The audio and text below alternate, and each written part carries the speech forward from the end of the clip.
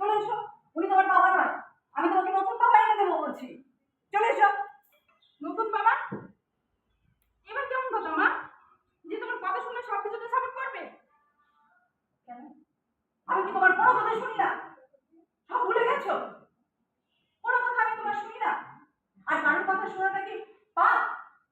এটা মোটেই হতে পারে না। তবে তুমি কেন বাবার কথা শুনতে না মা? সারাক্ষণ শুধু ঝগড়া আর ঝগড়া। সুতপা, কি বলছো এগুলো? আর একটা শুনে কথা শুনে দেখো, কেমিস্ট্রি বলে একটা জিনিস আছে যেটা তোমার বাবার সাথে আমার মেনেই।